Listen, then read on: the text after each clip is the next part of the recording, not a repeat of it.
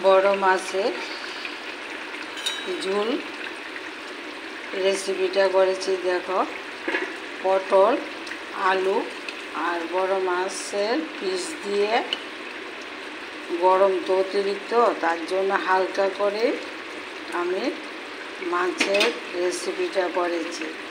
এখন গরম মশলা দেব। মাছের ঝোলে যা উপকরণ লাগে সবগুলোই আমি দিয়েছি। গরম মশলাটা মিশিয়ে নিই।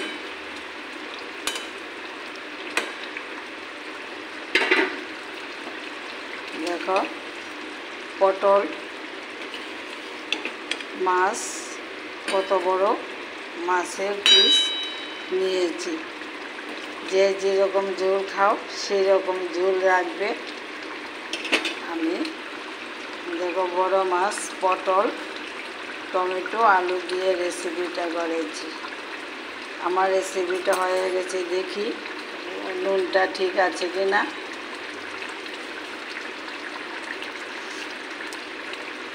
দারুণ হয়েছে। পটল দিয়ে বড় মাছের রেসিপি করেছি। আমি গ্যাসটা অফ করে দেব। দেখো মাছটা কি সুন্দর করে হয়েছে। গ্যাসটা অফ করে দেব। এখন এই বাটিতে আমি সার্ভ করে নেব।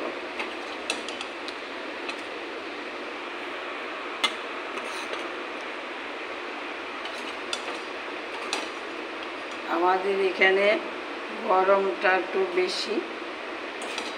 3 পিস নিয়েছি।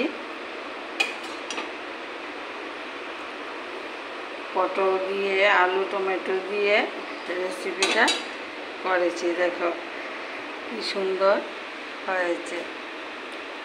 আমি তোমাদের সঙ্গে, তোমরা আমাকে, বন্ধুরা, তোমরা যেভাবে আমাকে লাইক কমেন্ট করো, আমি আর এত আনন্দিত হই। তার জন্য আমি সব কিছুই তোমাদের সঙ্গে শেয়ার করি। বড় মাছের রেসিপি ঘন করে করিনি, পাতলা করে করেছি। আমাদের এখানে গরমটা অতিরিক্ত। এই যে দেখো, পটল, আলু দিয়ে বড় মাছের রেসিপিটা করেছি। তোমরা আমার পাশে সবসময় আছো, থাকবে। সবাই ভালো থেকো, পাশে থেকো। আমাকে খুব আনন্দিত হই তোমরা সঙ্গে যে আমি যে কোনো জিনিস শেয়ার করি। তোমরা আমাকে এত ভালোবাসো, আমি তোমাদেরকে বোঝাতে পারলাম না। দেখো রেসিপিটা করে খেয়ে তোমরা এইভাবে পটল দিয়ে, এখন তো পটলের সিজন, পটল খুব পাওয়া যায়। পটল দিয়ে বিভিন্ন ধরনের রেসিপি বানানো যায়। তোমরা আমাকে লাইক কমেন্ট করে বলবে। ভালো থাকো, পাশে থাকো।